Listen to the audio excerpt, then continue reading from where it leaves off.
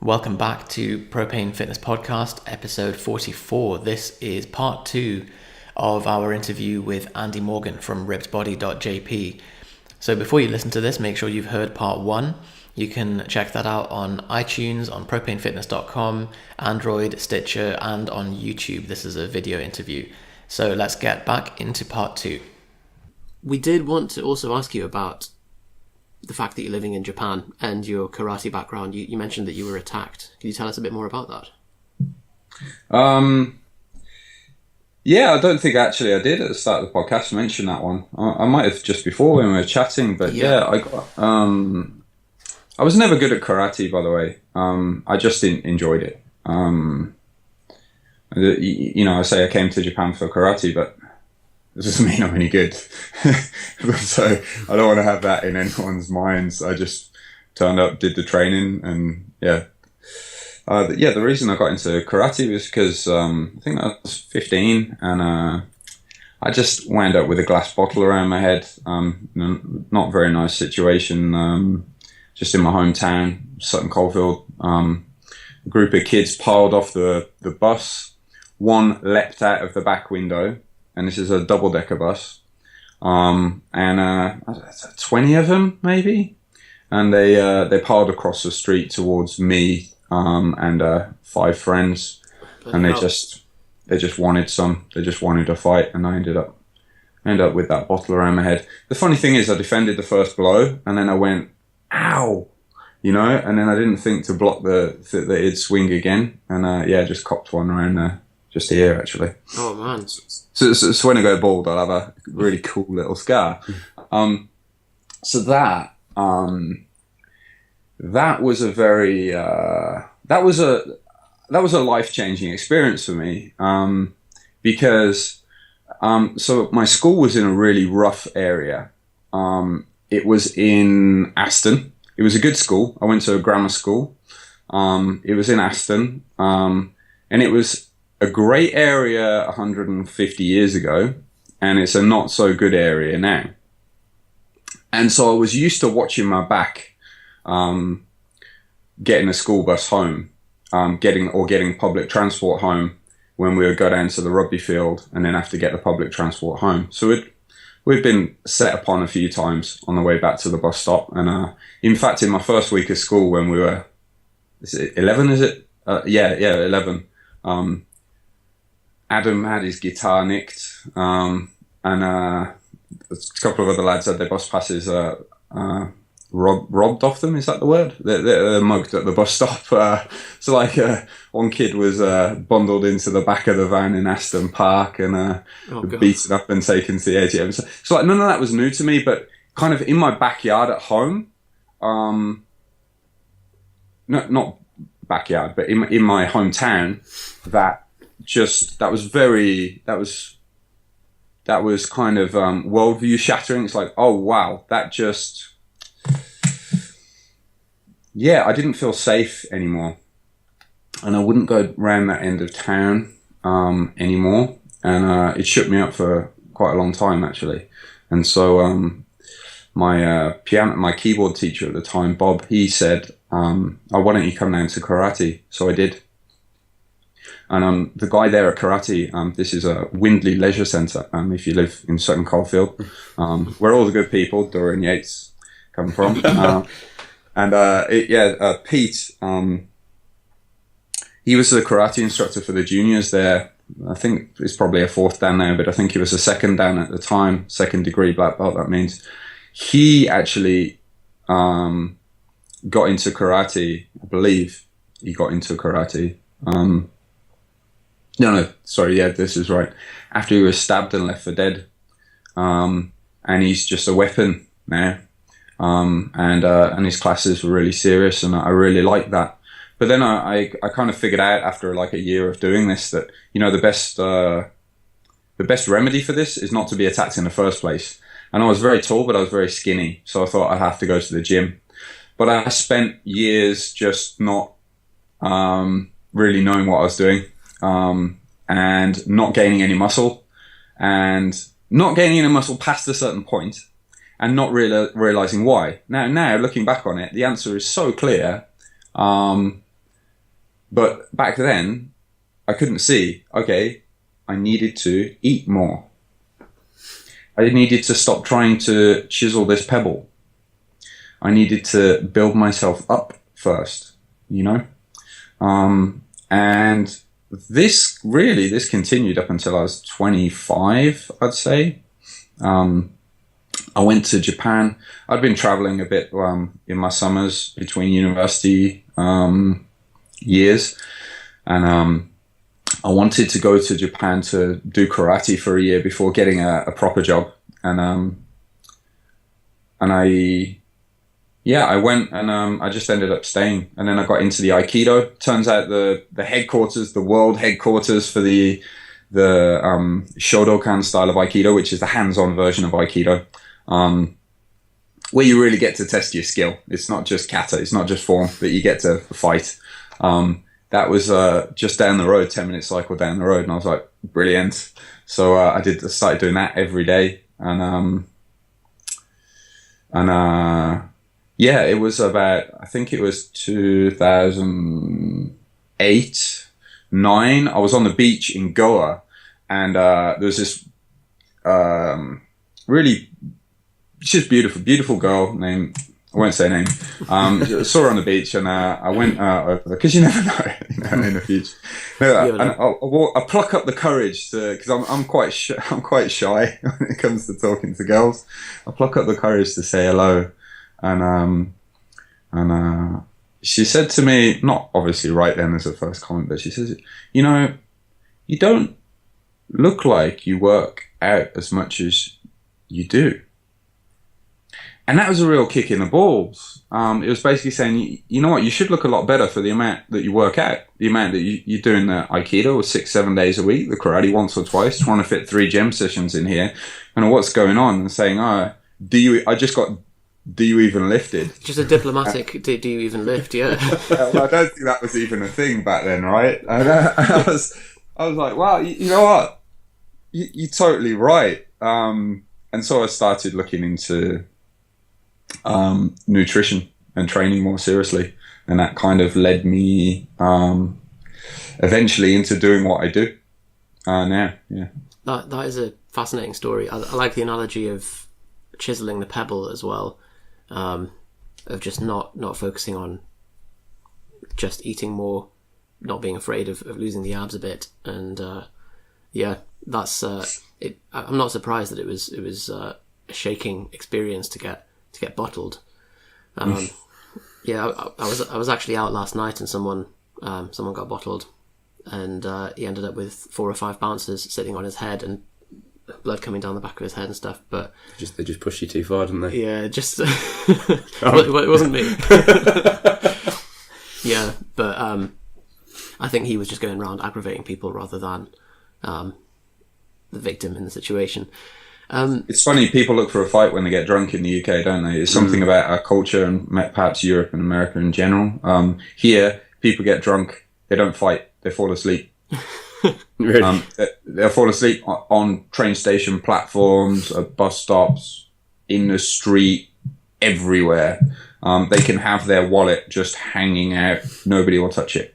It'll be there.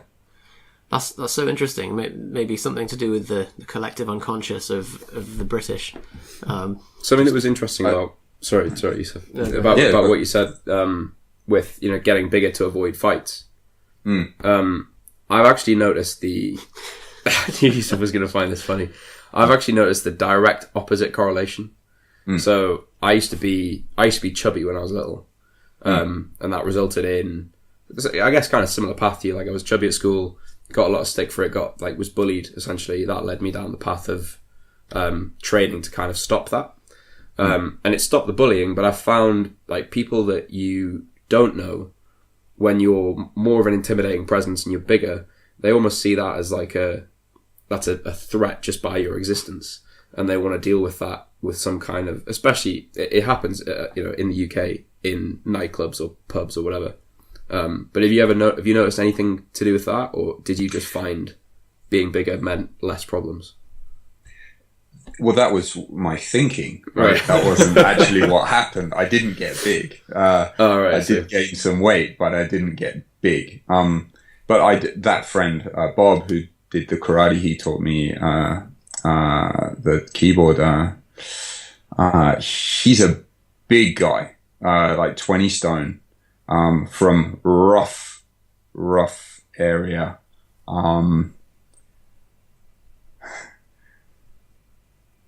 Just rough area. He was in the army, and you know, he can handle himself. He's a weapon, but they'll have a few pints, and they might come and try and have a go. He's kind of that big now, though, and also his demeanor, like not many people would. Just because it just looked like it's just going to end in a broken jaw for you, you know. But I think the street environment, when you're walking down the street, let's say, and when you're in a bar, it's perhaps slightly different. If you do find yourself getting the aggro in the bars, wear a slightly looser t-shirt.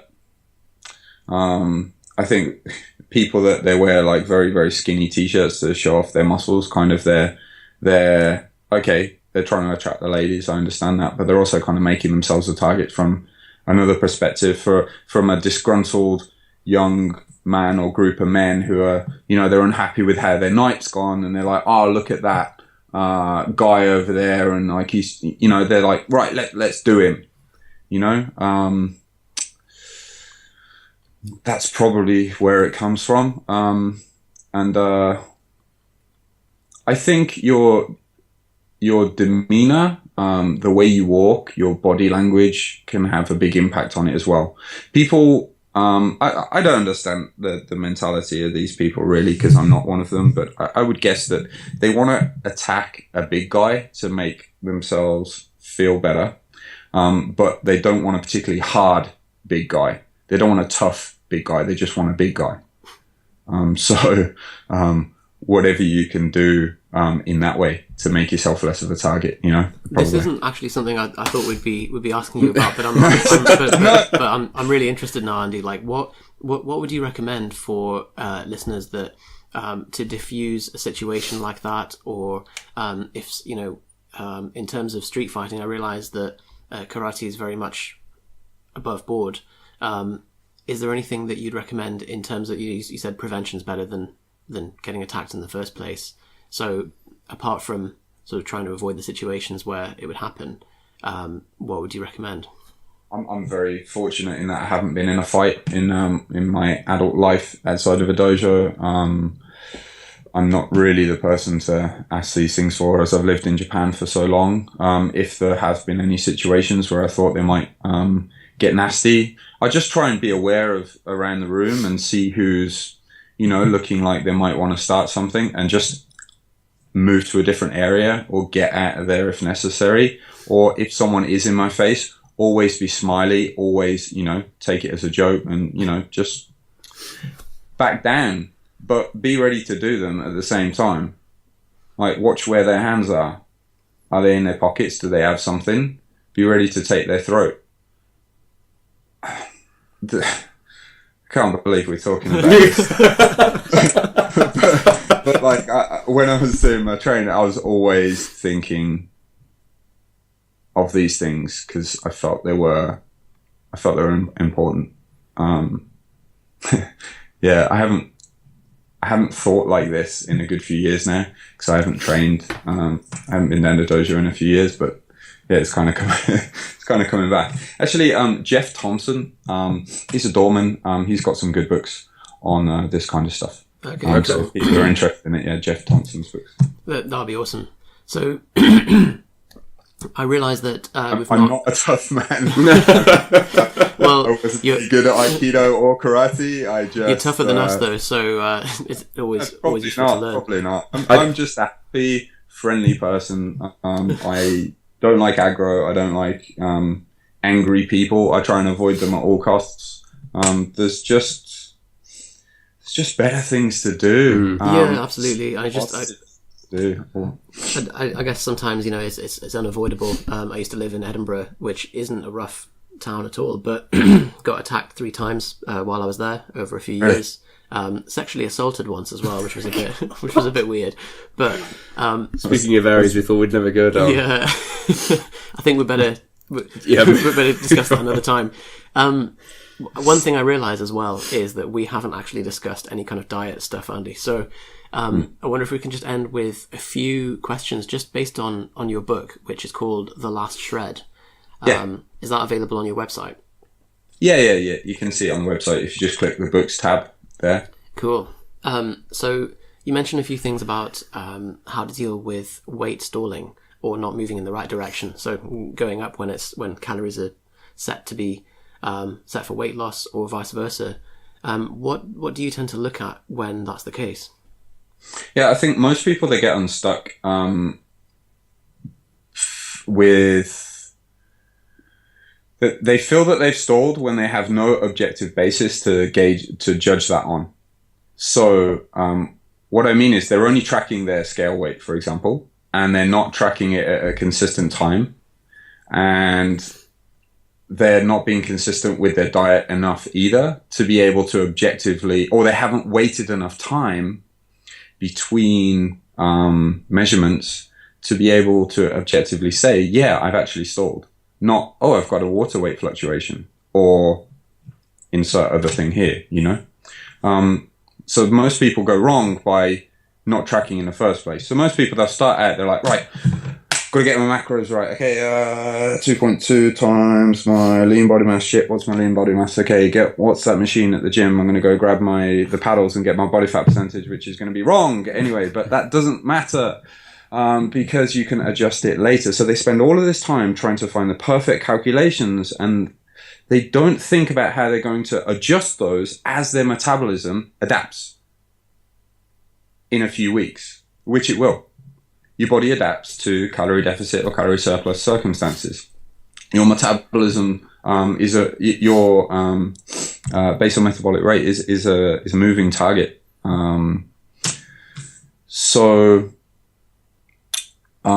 Too much emphasis on the calculations and not enough emphasis on the tracking to then decide whether you have stalled and need to make an adjustment or not.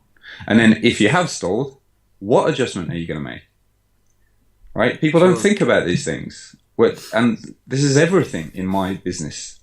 This is what I do every day for people. That's what we do, right? We determine whether we're going to make an adjustment for people. So if you put training aside for a minute and we look at diet, what I suggest is that you take your scale weight every morning. You wake up, go to the toilet, then you'll weigh yourself. You'll note down the average each day of the week and average it at the end of the week. All right, so this is because you're going to fluctuate across your days of the week depending on because your calorie intake may fluctuate if you've chosen to do that. Your hydration status may fluctuate. The amount of water retention that you could randomly have will fluctuate as well. So then you can plot your weight over time, over weeks, over week end periods. You also want to take body measurements. I would say take 9 points of measurement. So your limbs, that's 4, and then your chest, that's 5. Your hips, that's 6, and then 3 sites on the stomach. I would say at the navel, then 3 fingers below the navel, then 3 fingers above the navel. And the reason you do that is because fat loss, it comes from the top down if you are chasing fat loss. It will come from the top down mainly. So you'll find it will come off a bit above the navel and at the navel to the start of your cut. Let's say you're cutting down from 20% to say 14%. And then from 14 to say 10%, you're going to find that it's going to come mostly off that middle and lower measurement. And then when you're getting under 10% body fat, it's only coming off the lower measurement. And this is when you're getting like really shredded, and the scale weight changes are very, very small and you're getting frustrated. You need something to keep you sane. You need you need some data there to keep you sane, to show that you are still progressing or not. And so that's where this lower stomach measurement comes in. So you won't see much change on the lower abs once you get to 8% body fat. It's all gone off your abs pretty much, but your fat is still coming off your lower back, and that's why that lower measurement is so important. But people don't think about that because they don't see that in a mirror, so they think that nothing's happening. What you want to do is you want to take that data over the weeks, and then at the end of a 4-week period, have a look and see how the trend has been and see if you're on target. And you don't want to look at any single point of failure to determine that you've stalled. You want to look for any single point of progress. Any single point of data to determine that you've progressed. So if your stomach measurements are down, but your weight is the same the last couple of weeks, 3 weeks, then, well, you've lost fat, but maybe you've gained a bit of muscle as well. Oh, bonus. If your weight is coming down, but your stomach measurements haven't changed, well, either you've lost muscle and gained fat, or just the measurements are lagging behind for some reason because you haven't been able to pick up that change. Poo. Yeah, it could be poo. And that's a good point. Actually, I had a client just yesterday. He was saying, that so his weight's down, but his lower stomach measurement hasn't really changed. And it's constipation. Yeah. And that's what we managed to pin it down to. It's a very real thing. Like I say it slightly tongue in cheek, but actually the weight of food in your gut can be a big factor in both body weight and, as you said, if you're taking 3 measurements of your navel above and below, a nice touch by the way, then it's going to be an impact, especially if your client was backed up. And this is the stuff that is going to when you are on the ragged edge, especially when you're looking to get like really shredded, not just lean, but just silly shredded, that you're probably not going to be able to maintain anyway, but you're going to go there just for shits and giggles. You need these small points of hope along the way. Otherwise, you'll second guess your way into oblivion.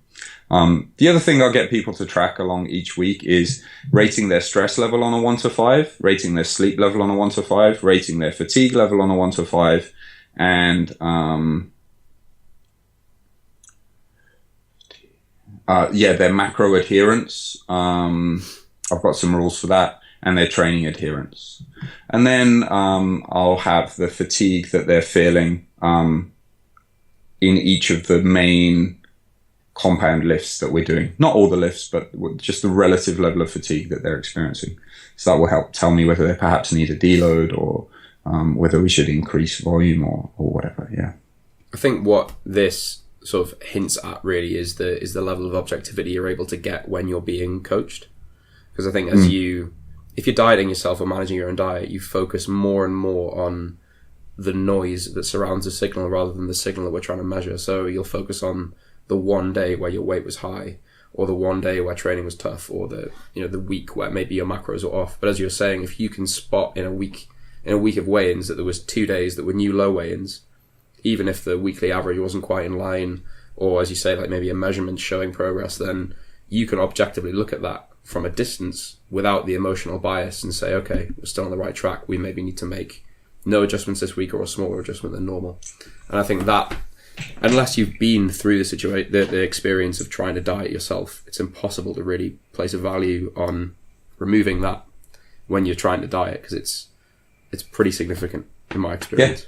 Yeah, it's massive. Like, our job is kind of more, it's not getting people to do stuff, but stopping people from doing stupid stuff, helping them to see that bigger picture,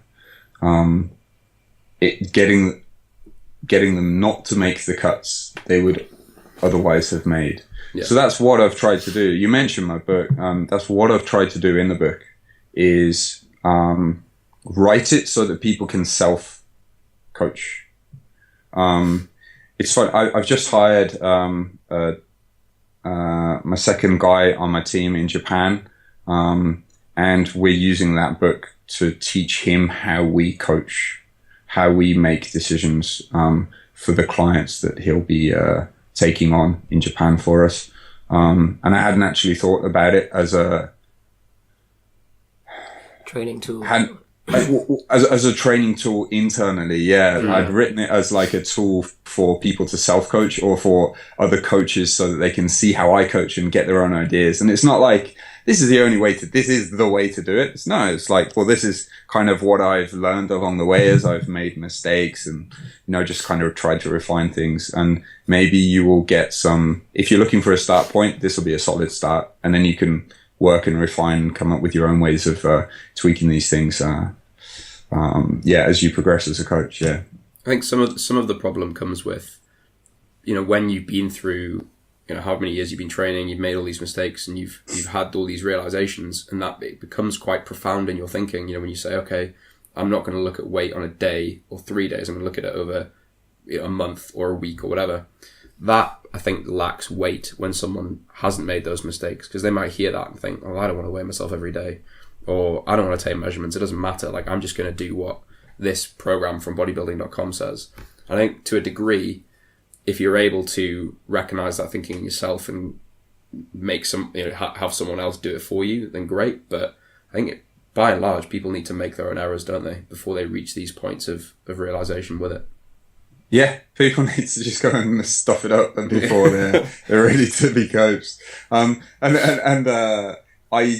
will write in long form. I'll write long, detailed articles on the site, because anyone that's not prepared to focus on long, detailed writing, they can just go fly a kite, I think my Irish friend would say, for the time being, until that site crashes. And not that I want that to happen, but in order to be prepared to focus on detailed writing and do these things that sound like a pain in the ass, so I have to weigh myself every morning. Really? What does that really entail? 5 seconds? 10? Because it's there, and you're jotting it down on a piece of paper, but it's that extra step that people won't be bothered to get into the habit too until it's forced upon them through getting stuck.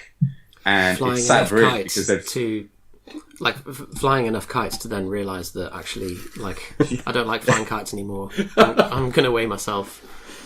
Yeah, but I don't like crashing my kites anymore. Right? It took me several hours to make this one this week, and that's you spend hours in the gym, but you're not prepared to do these fundamental things. Something that's actually really annoying is the idea in the fitness industry that ignore your scale weight, the scale, don't be so attached to the scale. And that's just coming from this place of being afraid of measuring the truth, isn't it? Being afraid to measure what's actually happening, because that might reveal that actually your adherence is low. Maybe your sleep's bad, your calories are high, you're not training enough. And your approach seems very similar to us in the sense that you're measuring some key things over time, looking for trends, looking for things to improve or change. Without that data, and that data is a bit of a ball ache for a lot of people to track on a daily or a weekly basis. But without that, really, are you ever going to get to the levels that people are actually looking for in their goals that they claim they want to reach? If you total it up, it'll probably take you 15 minutes extra a week. Exactly. Possibly less once you get used to it. But if you consider the time that you spend getting to the gym, showering after the gym, then in the gym, washing your clothes, drying your clothes, it's nothing. But the advice of ignore the scale weight, that is relevant to some people, but not the level of people that we coach at. Because some people will get wrapped up in the scale weight change. And so in that sense, it can be useful advice to say, look, don't worry about the scale weight for now. Just focus on eating this way and training this way and feeling better. That can be important for some, for sure. But then going from there to kind of the people that we work with, there's an education jump there. So now saying ignore the scale weight isn't going to work for us in our coaching needs. But saying just take the scale weight and jot it down without the education on, well, you're going to get fluctuations, and you're going to get these fluctuations because your glycogen and water levels are going to vary, and your stress levels will vary, and that can raise cortisol and can bring water fluctuations, which will affect your scale weight. And you know that you've got all of these factors that can affect their scale weight. So if it does fluctuate, really don't worry about it. Don't read into it that you've made a mistake. For beginners, real beginners, real people that are new to this, that's just a little bit too much for them. It could be. So I can understand. I think something we try and do, because I think the reason that the advice, the origin of the advice, ignore the scale, comes from a place of realizing that people experience emotional fluctuations in line with their weight fluctuation. And that comes from a place of, as you were saying, like there's a gap in knowledge of what someone looks at a number on a scale and associates that with something else in their life. So that means I'm getting fat, which means that I'll be less attractive to my partner, which means I'll be less happy. There's this whole string of thoughts that happen. And we try and speak to clients about that, and just to see all of these numbers as just data. Like, it's just data collection. It doesn't mean anything beyond what the number in context of the week or the month. And I think the more you can create a system that embodies that advice, the more sustainable it can be, from someone who's never trained before to someone who's prepping for a powerlifting meet or a bodybuilding show. Because I think it is really easy to fall down the trap of, I'll not measure anything and just go by feel, and I'll just eat clean, and I'll just train by how I feel and stuff like that. And I think if you spend too long in that area, it can just become very frustrating and lead to people to almost just give up, from what I've seen. Yeah, you owe it to yourself. You're putting in so much effort, hours of effort in per week. You owe it to hours of effort per week. You owe it to yourself to spend the extra, say, 20 minutes for the next 4 weeks, and then 15 minutes for the 4 weeks after, and then it will be 10 minutes per week. I'm talking about after that, just to get into the habit. Of doing these and taking the guesswork out of it. And if people actually, they want to get my guide to, and it's all free on the site. I'm just going to look into the menu to see if I can find it. I've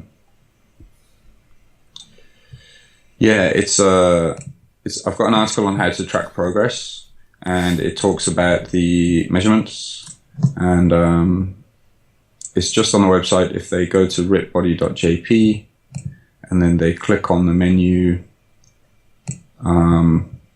nutrition, then on the left side under the initial setup, it's got tracking progress.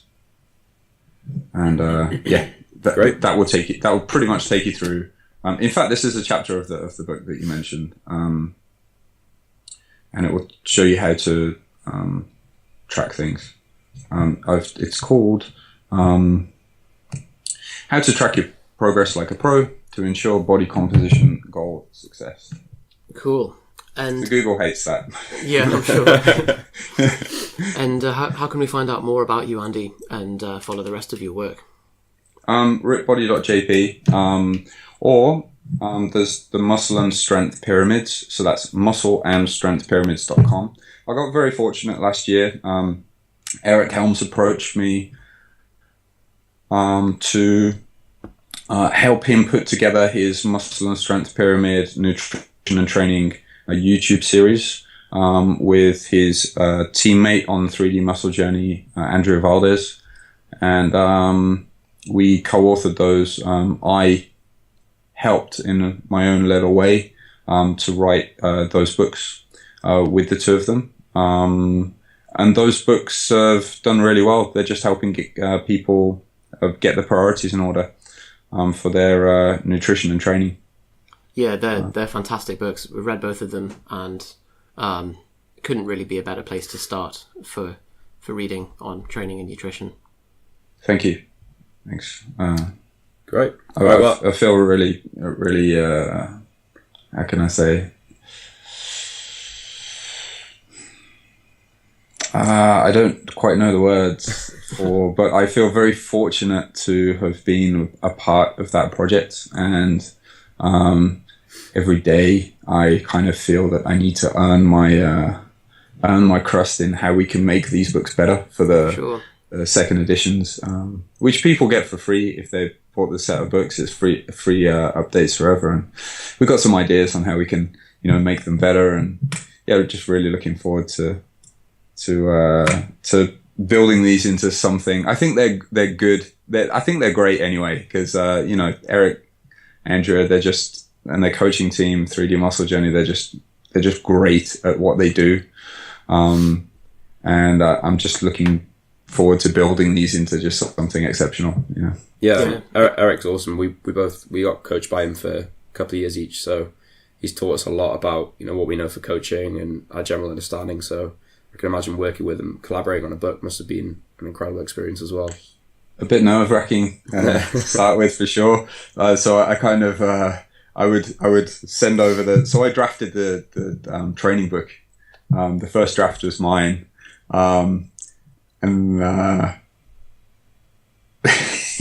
yeah, it was. My approach with it was, here's my shitty draft of the first layer. It's only 80% done, but what do you think? Kind of thing is like how I covered it when I sent it over. And Eric was very gracious with rewriting the entire thing. But yeah, like that's the only way I could get it through, because in my mind, otherwise I would have just been, this needs to be perfect. This needs to be perfect. This is Eric Helms. This is representing his work. So I just, I would send it across as not yet complete, and that kind of short-circuited the panic in my mind of it. And it's turned into a good friendship. That's really cool, and it's a great project, and I think it's what the industry needs, really. So, nice big slap of logic and rationality to the whole thing. Thank you. No more bodybuilding.com style. To be fair, bodybuilding.com is actually up to their game quite a lot recently. Like they're not terrible. Yeah, that's good to hear. Yeah. Okay, Andy, I think we're gonna wrap it up there. But it's been great chatting. So if anyone wants to find out more about you, it's rippedbody.jp. Correct? Yeah, that's right. Yeah, that's right. Yeah. Sorry about that. We'll put the link in the description if you can understand Johnny's rendition of rippedbody.jp. Not got a clue. Foreign language to me. Yeah. What's this .jp thing like? Is this a trustworthy site? Are they going to steal my credit card information? Yeah. I'm looking to .com. I'll see if I can get that. Cool. Yeah. Okay. Andy, great to chat, and speak to you soon, hopefully. Yeah, good chatting with you too. Thank you for having me on, and thanks to everyone for listening. I appreciate it. All right, guys, that's it for episode 43 of the Propane Fitness Podcast. If you want to get the show notes and there's anything on here that piqued your interest, you can get all of that on the website, propanefitness.com. On there, you can also subscribe to Android, Stitcher, iTunes, and get the video version on YouTube as well. Speak to you soon.